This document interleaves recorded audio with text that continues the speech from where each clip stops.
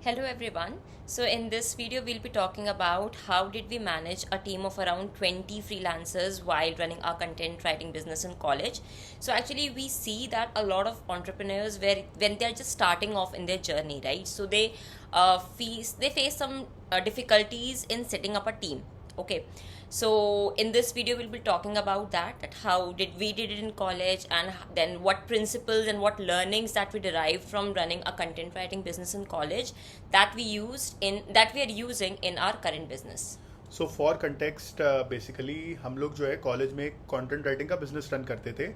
In the fourth year of college what we did was कि हमने कुछ customers पकड़े थे जिनको टेक्निकल आर्टिकल्स चाहिए थे. Articles means blogs, right, short content, text based content on topics like let's say how does face recognition work. Simple, एक IT services company है या एआई सर्विसेज कंपनी है जो कि इस टाइप के सॉफ्टवेयर प्रोवाइड करती है. They want to attract audience on their website, so they will write articles on how does AI work, what is the difference between AI and machine learning, how does face recognition technology work, right, these kind of things. So उनको freelancers चाहिए जो कि ये blogs लिखें. So हमने इस type के कुछ customers कॉलेज में we acquired them and हमने business चालू किया था इसका. So obvious सी बात है कि मतलब we were presenting ourselves as freelancers to our customers. Customer के सामने हम एक फ्रीलांसर हैं, दो लोग हैं, काम कर रहे हैं मिल बांट के वॉट एवर. बट बैकेंड में हमने क्या किया कि फ्रीलांसर्स हमने हायर कर लिए थे खुद के कॉलेजेस से. आईआईटी बॉम्बे, आईआईटी कानपुर से कॉलेजेस के स्टूडेंट्स को हायर कर लिया था एंड उनसे हम काम में हेल्प ले रहे थे. They were doing the work on our behalf and obviously नाम तो हमारा जा रहा था, right. Customer doesn't care, customer को बताने की ज़रूरत नहीं थी, but customer also doesn't care. So वहाँ पे we were able to scale that business to about 20 people. हम लोग खुद कॉलेज के फोर्थ ईयर में थे एंड हमारी 20 फ्रीलांसर्स की टीम बन गई थी. ऑब्वियसली सब लोग रिमोट थे, कोई ऑफिस वगैरह का फंडा नहीं था. कॉलेज के हॉस्टल्स में कहाँ पे मैं बैठाऊंगा लोगों को, या हम लोग कहाँ पे रखेंगे. सो हमने फ्रीलांसर्स काफ़ी सारे हायर कर लिए थे जो कि रिमोटली ये सारा काम कर रहे थे. एंड सो मेरा काम था कस्टमर लाना, हर्षिता का काम था कंटेंट लिखवाना. So Harshita, now you can talk about कि यार कॉलेज में जब खुद आप फोर्थ ईयर में हो, आपने कैसे 20 लोगों की फ्रीलांसर्स की टीम बना ली. Yeah. Yes. Okay, so first things first, like Aman mentioned, ठीक है कि we were presenting ourselves as freelancers, and then we had built a team of freelancers who used to write content. So firstly, like this is a concept called as ghost writing. Okay, तो इसमें क्या होता है, somebody is writing content and that content gets published under your name. Okay, so this is a proper ghost writing thing that is there. And of course, like we used to curate the content, and so that like whatever goes, actually it's not like that we haven't seen it, so it's just that we probably haven't written it firsthand, but yeah, it gets curated. So that was how it was happening. So proper ghost writing type काम चल रहा था. So yeah, not talking about a team. Okay, so I'll start with the beginning. Okay, so we started with one customer. Okay, and then I used to write content for them. Okay, then Aman, because he was getting like more and more customers, so he got more customers, and then I was like kind of my bandwidth was totally choked कि अब कैसे और लिखें. ठीक है, so that is where the idea came कि क्यों ना हम लोग ऐसे लोग लाएं, ठीक है, as freelancers who can write this content. ठीक है, this content was around tech, it was around JE, Excel, English, Python, multiple things. ठीक है, so that is where we started to get in freelancers. Okay, so the first thing is about how do you identify who you have to get in the team. ठीक है, because जब college में थे हम लोग, it was not like a proper company type of that people are like कि नहीं, they want to work, है ना, मतलब it was not something established, right? It was just very very new. So we reached out to actually a lot of like we saw on Quora, ठीक है, कि कौन लोग इन टॉपिक्स के बारे में लिखते हैं. ठीक है, so that when we reached out to them directly. Okay, and then like for a lot of topics like around Python हो गया, tech हो गया, JE हो गया, so this content can be developed by students. Okay, so we reached out to some college students. So इस type से करके we actually identified some people, ठीक है, who can write on these topics. ठीक है, now what next thing was कि अब ये लोग अपने अलग अलग फॉर्मेट में कंटेंट देते थे, ठीक है। किसी की राइटिंग स्टाइल कुछ अलग है, कोई छोटा पैराग्राफ्स लिखता है, कोई बड़े पैराग्राफ्स लिखता है, ठीक है। फॉर्मेटिंग है ना। एंड कोई मतलब लाइक फॉर एग्जाम्पल लिखता है, कोई ईजी डॉट लिख देता है, ठीक है। अलग अलग तरीके से हर किसी की अलग अलग राइटिंग स्टाइल्स होती हैं, right. But because in the ghost writing work, like we both were presenting our selves as freelancers, right, so it had to go in our writing style, okay. So then we had come up with this systems and processes का concept. So this is a very important concept. So इसमें क्या होता है, आप चीज़ों को standardize कर देते हो, okay. So like maybe you say whatever standardizations you have to make, you document it somewhere. For example, if I take the example of content writing, so उसमें क्या होता है कि जो लोग आपको blogs दे रहे हैं, ठीक है, जो वो आर्टिकल्स लिख रहे हैं, जब आपको दे रहे हैं तो यू कैन स्टैंडर्डाइज कि कोई पैराग्राफ में 5 लाइन से ज़्यादा नहीं हो, फॉर एग्जाम्पल, ठीक है ना। And like I use to go in so detail कि अगर आप एक सिंगल डिजिट का नंबर लिख रहे हो कहीं पे भी आर्टिकल में, ठीक है, आप उसको डिजिट मत लिखो, आप उसको नाम से लिखो, हाँ, स्पेलिंग से लिखो, like write, if you have to write 4, don't write that 4, you write FOUR, ठीक है। Whereas if you want to write say 400, you can write 400 है ना। अब मतलब ये I just try to write each and every point about my writing style, ठीक है। So this gave the content writers a checklist कि यार ये चीज़ें तो मुझे इंश्योर करनी है, कोई पैराग्राफ इससे ज़्यादा बड़ा नहीं होना चाहिए, 5 लाइन से ज़्यादा, ठीक है, नंबर्स ऐसे लिखने हैं, है ना, मतलब a lot about those things. इसके स्पेसिफिक एग्जांपल्स बताओ ताकि लोग रिलेट कर पाएं।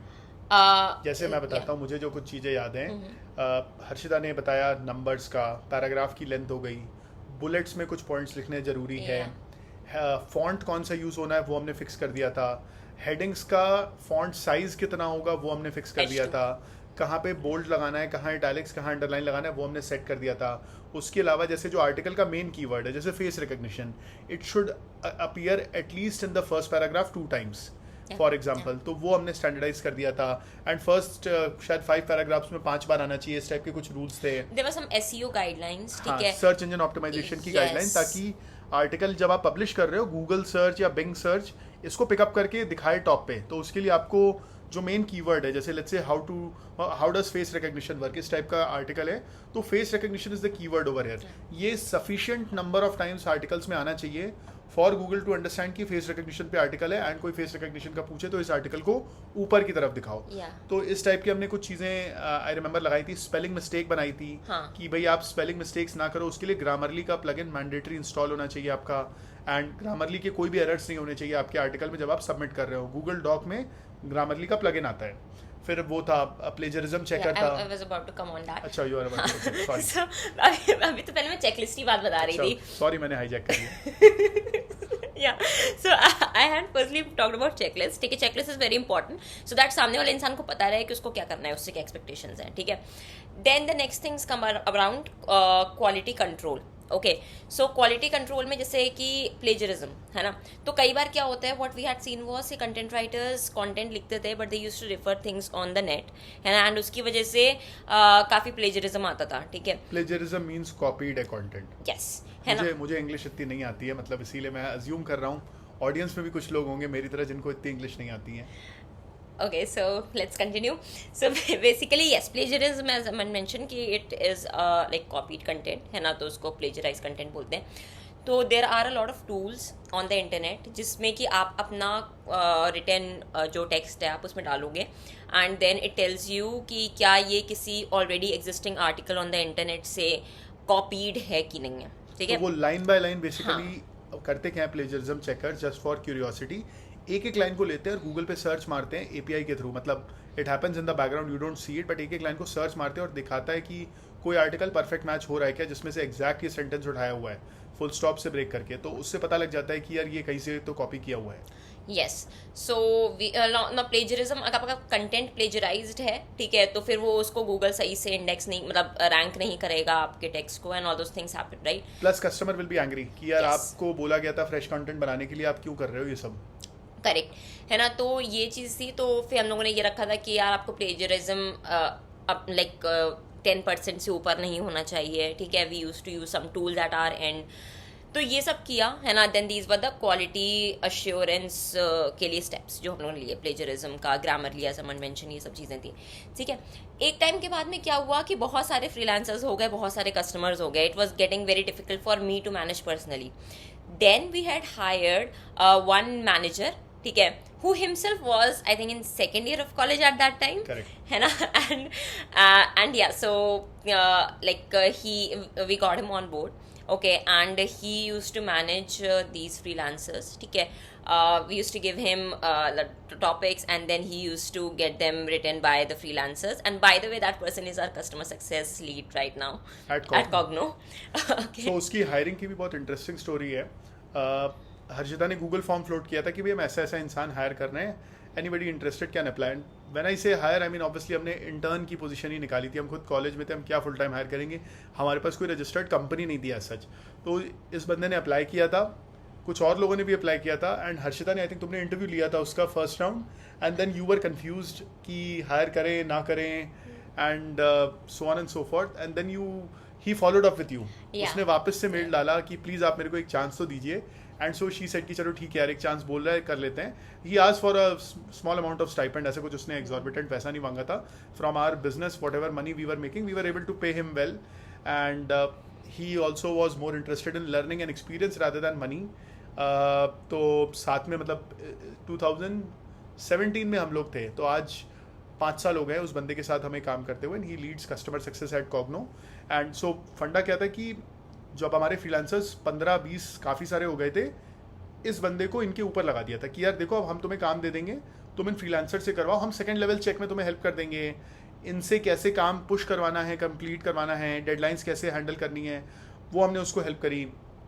एक्सेल बना के दे दी थी. आई रिमेंबर एक बड़ी सी हमने एक्सेल बनाई थी जिसमें सारे आर्टिकल्स के नाम लिखे रहते थे, एंड फिर एक एक आर्टिकल का जो हमारे चेक्स एंड बैलेंसेज हैं कि भाई तुमने चेक किया कि नहीं है ग्रामरली वाइज सही है कि नहीं, तुमने चेक किया कि नहीं है प्लेजरिज्म इसमें है कि नहीं है, तुमने इसमें स्पेलिंग मिस्टेक्स चेक करी है कि नहीं, ये जो एग्जाम्पल की स्पेलिंग या व्हाटएवर दैट इज की स्पेलिंग जो आई लिखते हैं लोग, and other things I told right कि बोल्ड, इटैलिक्स, अंडरलाइन, हेडिंग का फॉन्ट, टेक्स्ट का फॉन्ट, हेडिंग का फॉन्ट साइज, ये सारी चीज़ें एक एक को आपको सॉर्ट ऑफ चेकलिस्ट एक पकड़ा दी थी एक्सेल में उस बंदे को, हमने कंटेंट मैनेजर को, एंड उसको हर एक आर्टिकल के लिए पूरी चेकलिस्ट रन करनी होती थी. तो हिज जॉब वॉज कि हमने काम दे दिया है, अब आप लिखवा के लाओ.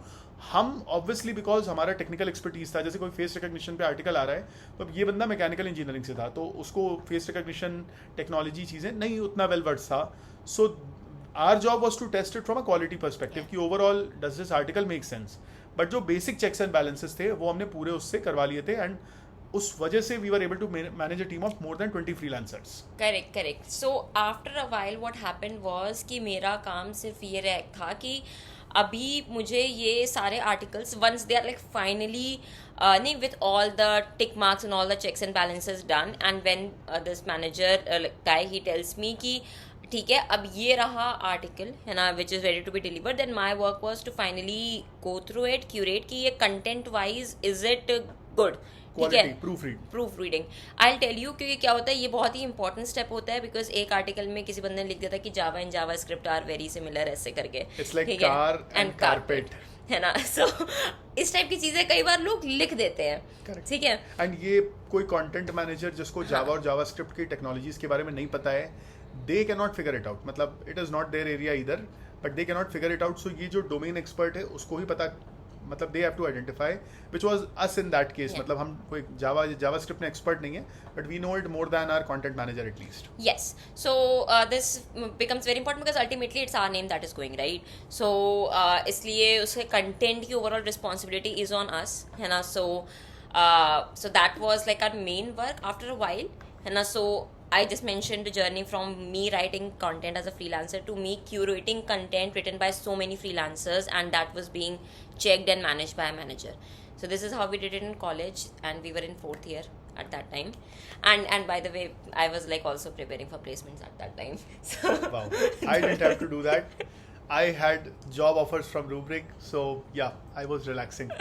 Yeah, so मेरा placements का भी चल रहा था साथ में, and it was still manageable. I think we started this like in towards last semester of 3rd year. थोड़ा स्टार्ट हो गया था, 4th year में ज़्यादा पेस पकड़ लिया था काम. मेरा प्लेसमेंट नहीं था, मेरी लाइफ में प्रेशर नहीं था. हाँ नहीं, हमारा तो प्लेसमेंट था. या नहीं ठीक है. I think this was like how we did it in college. I hope this was helpful. Now we'll be talking about what learnings we got from our college business and which are applied in sales team of Cognos. So this Aman will talk about. ठीक है, because Aman is managing all the customer facing teams like sales, operations, customer success है ना, and I look at product tech. हम लोग सारे अगर उसकी departments की बात करेंगे तो बहुत लंबा वीडियो चला जाएगा. सो अभी हम लोग सिर्फ सेल्स की बात करेंगे. And Aman, you tell me कि how are you using systems and processes in sales team. Sure. So see, what Harshita told is a way to standardize things across multiple people, right? Cogno में total team हमारी more than 150 people है at the moment. I think roughly 100 people on the customer side, which is sales, project delivery, customer success and business development, which is what I look at, and roughly 50 people on the product engineering, HR, information security, internal stuff, right? Directly customer से जो face नहीं करता है, that is what Harshita looks at. So 100 लोगों की team चलाना obviously या 50 लोगों की टीम चलाना, it's very complicated. 5 times more complicated than 20 freelancers की टीम चलाना, and these are all full time people. So काफ़ी challenges आते हैं, right? Now there are two parts in which these things are applied. पहला क्या होता है कि यार जब लोग सेम चीज़ पे काम कर रहे हो, मतलब एक कोलैबोरेटिव चीज़ पे काम कर रहे हो, then how do you draw boundaries, right? मतलब लेट्स से 3 इंजीनियर्स एक प्रोजेक्ट पे काम कर रहे हैं, तो वो पार्ट अभी हम बात नहीं करेंगे, वो हर्षिता वाला पार्ट है, उसके लिए कोई और वीडियो हम अलग से बनाएंगे. यहाँ मैं जिस चीज़ की बात कर रहा हूँ, ये लोग अलग अलग इंडिपेंडेंटली वर्क कर रहे हैं. मतलब एक सेल्स वाला एक कस्टमर को परस्यू कर रहा है, दूसरा सेल्स वाला दूसरे कस्टमर को परस्यू कर रहा है. आपस में इन सेल्स वालों का कोई लेना देना नहीं है. मतलब you gas get it, right? जैसे फ्रीलांसर्स अलग अलग आर्टिकल लिख रहे हैं. सो अब इसमें फंडा क्या है यार, हम लोग करते क्या है, जैसे सेल्स के मैं कुछ एग्जांपल्स बताता हूँ. Now where can things go wrong? ये बंदा कस्टमर को कुछ बोल के आ गया जो प्रोडक्ट में फीचर नहीं है, उस टाइप का. Let's take a very simple problem statement जहाँ पे स्टैंडर्डाइजेशन की जरूरत पड़ती है. भाई सेल्स वाले का क्या काम होता है? कस्टमर को बताना, मिलना, प्रोडक्ट के बारे में डेमोज देना, प्रोडक्ट का समझाना, एंड उसके बेसिस पे कॉन्ट्रैक्ट लेके आना. सिंपल. अभी where can things go wrong? पहला कि यार एक सेल्स के पर्सन, मेल या female whatever, so let me use salesperson as the word rather than salesman. So a salesperson can incorrectly communicate things to the customer. So उसमें एक बड़ा problem है. जैसे salesperson does not even know, customer पूछेगा यार how safe is your product, what certifications do you have from a security perspective? Now sales person doesn't even know. So वहाँ पे हमने एक knowledge repository बना दिया है, खुद का एक chatbot बना लिया है इंटरनल, जो कि sales people can use it to quickly search, right? मतलब it is like a search repository. So उससे मेरा एक काम आसान हो गया. Otherwise they will roam around, they will ask people, किसी ने कुछ बताया, किसी ने कुछ बताया. ये एक क्लासिक एग्जाम्पल है. दूसरा एग्जाम्पल क्या हो रहा था हमारे यहाँ, जैसे प्रॉब्लम क्या हो रहा था कि अर्ली डेज की बात कर रहा हूँ, सेल्स टीम ने कोई प्रोजेक्ट बेच दिया, कस्टमर को टाइमलाइन कमिट कर दी, कस्टमर पूछता है कितना फास्ट हो पाएगा, sales team is like sir बस 1 हफ्ते में लाइव कर देंगे, आप पलक झपकाओ आपका प्रोडक्ट रेडी हो जाएगा. ऑब्वियसली वैसा नहीं होता, बिकॉज आर प्रोडक्ट जो चैटबॉट है उसमें कन्वर्सेशनल जर्नीज बनानी पड़ती हैं, कस्टमर की एपीआईज एंड सिस्टम्स से इंटीग्रेट करना पड़ता है हमारे प्रोडक्ट को, and it takes time. At times client की डिपेंडेंसीज होती हैं, उनके पास एपीआईज रेडी नहीं है, जर्नीज का नॉलेज नहीं है, सर्वर प्रोक्योर करना है, ऑन प्रेमाइज डिप्लॉयमेंट है. तो मतलब I am just explaining technical terms, maybe you guys don't know about it and that's fine. But the broad point I am trying to make is कि एक standard timeline sales के level पे commit नहीं करनी चाहिए, क्योंकि at the end of the day ये project जब सेल्स कॉन्ट्रैक्ट लेके आएगा, ये डिलीवरी टीम के पास जाएगा. प्रोजेक्ट डिलीवर जो करेंगे उसको हमारे ऑपरेशंस टीम या डिलीवरी टीम बोलते हैं. So now the project manager will talk to customer, उनके स्पेसिफिक सिस्टम्स, उनकी एपीआईज, उनका यूज केस डिटेल में समझेंगे वो, and so on and so forth. तो फिर हमने प्रोसेस बनाया कि यार सेल्स का पर्सन कोई भी टाइमलाइन कमिट नहीं करेगा. कस्टमर पूछेगा कि बॉस कितना टाइम लगेगा, तो यू कैन से कि let's say 15 days to 1 month और 15 days to 2 month, एक range they the depending on the estimate. But आप कोई टाइमलाइन कमिट नहीं करोगे और उनको बोलोगे सर मैं अपने प्रोजेक्ट मैनेजर को लेके आऊँगा, आप उनसे बात करिए and they will commit the timelines exactly. एक रेंज आपको मैं बता रहा हूँ बेसिस माई प्रायर एक्सपीरियंस. सो अब उससे क्या हो गया कि कोई कहीं पे कोई 2.5-3 महीने का टाइमलाइन, कोई क्लाइंट का लंबा चौड़ा प्रोजेक्ट है और यहाँ 15 दिन में आप कमिट करके आ गए, तो वैसा डिस्क्रिपेंसी नहीं आएगा. This is another example of us building processes.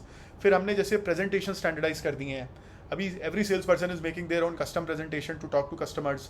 हमने स्टैंडर्ड प्रेजेंटेशन पकड़ा दी है कि यार आप बैंक को पिच करोगे तो ऐसी प्रेजेंटेशन होगी, एक इंश्योरेंस कंपनी को मिलोगे तो ऐसी प्रेजेंटेशन होगी, किसी एचआर के हेड को मिलोगे एचआर चैटबॉट की तो ऐसी प्रेजेंटेशन होगी, ई कॉमर्स कंपनी को मिल रहे हो तो आप ऐसी प्रेजेंटेशन होगी. तो इससे क्या होता है कि again sales people don't have to scout around कि यार मैं किधर जाऊँ, किससे पूछूँ.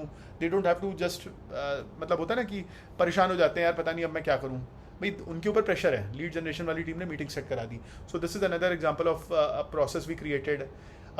इन्वॉइसिंग में दिक्कत आती है. I will give you simple example कि गवर्नमेंट के रूल है कि यार हर महीने की 10 तारीख को हमें जीएसटी फाइल करना होता है. मतलब उस महीने का जितने हमारे इन्वॉइसेज हमने कस्टमर को भेजे हैं उनसे जो जीएसटी का पेमेंट आया है वो हमें गवर्नमेंट को देना होता है.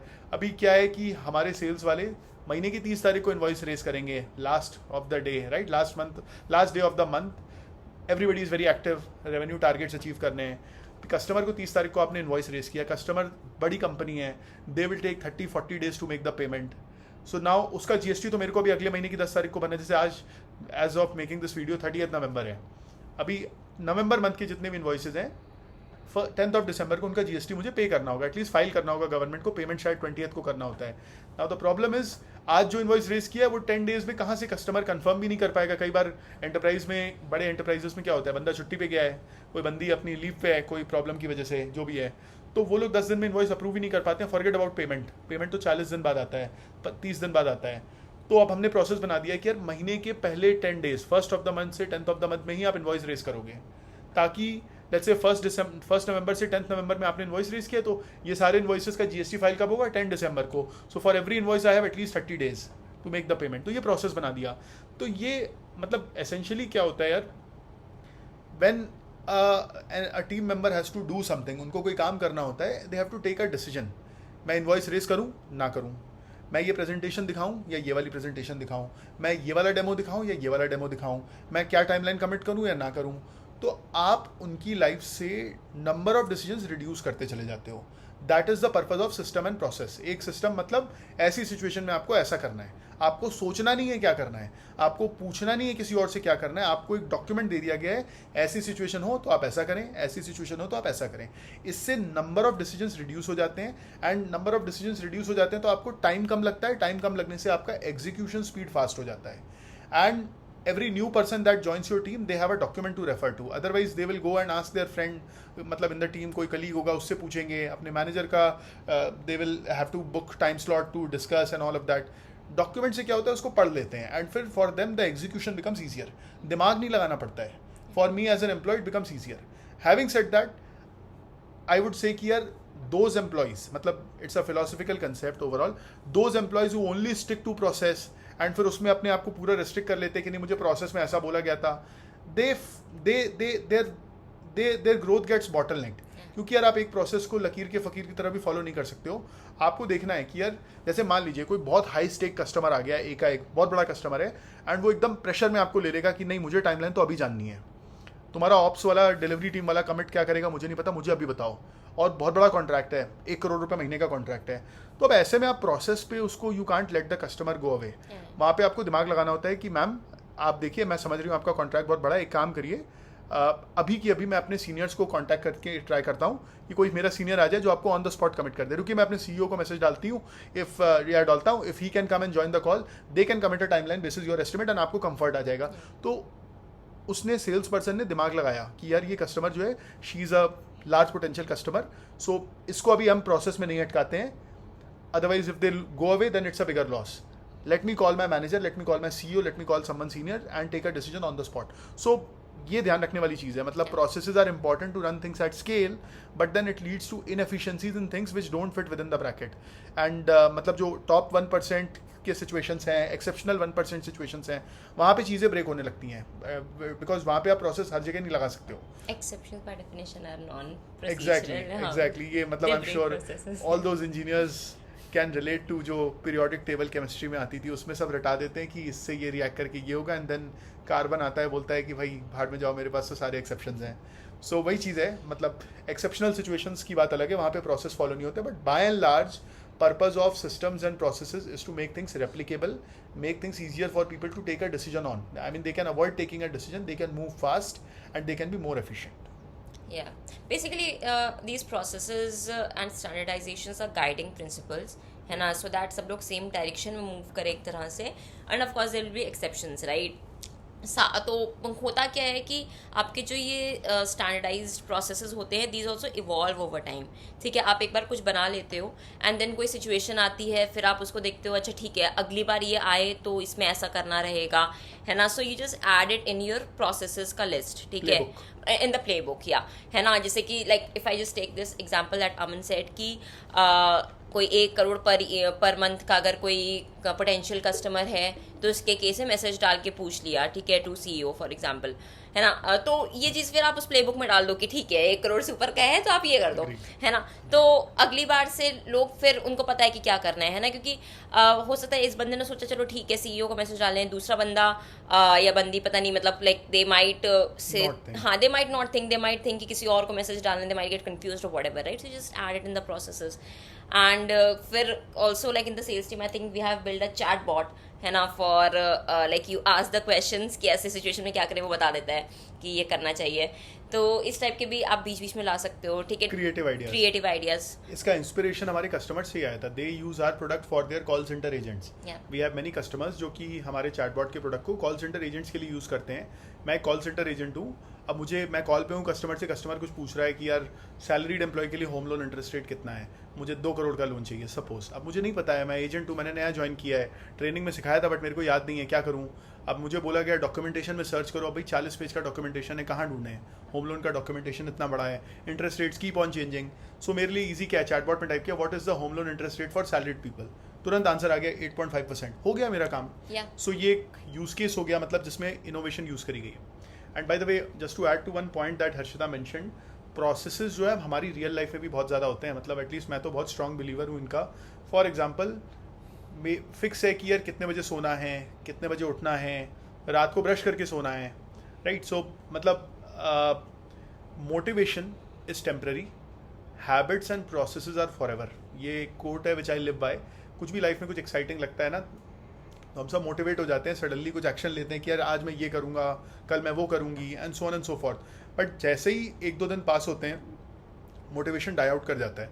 सो टू एंश्योर कि उसकी सस्टेनेबिलिटी बनी रहे, मोटिवेशन डाई आउट ना करे, आप जब मोटिवेटेड हुए हो तो आप उसको तुरंत एक प्रोसेस में कन्वर्ट कर दो, एक हैबिट में कन्वर्ट कर दो। मैं एक एग्जांपल देता हूँ। 2015 में मुझे in one of my teeth cavity का सीवियर कुछ डिटेक्ट हुआ था, राइट। रूट कैनाल ट्रीटमेंट किया गया था एंड डॉक्टर ने मेरे को बोला था कि यार भाई अब तुम्हें दांत का अपने अच्छे से ध्यान रखना है वरना फिर गड़बड़ हो जाएगी। एंड 2015 से आज कितने 7 साल हो गए and I have never faced any problem at all after that. You know one thing which I did was very simple, brush my teeth every day before sleeping. So I am definitely not motivated to brush my teeth every day. I am definitely not excited about it.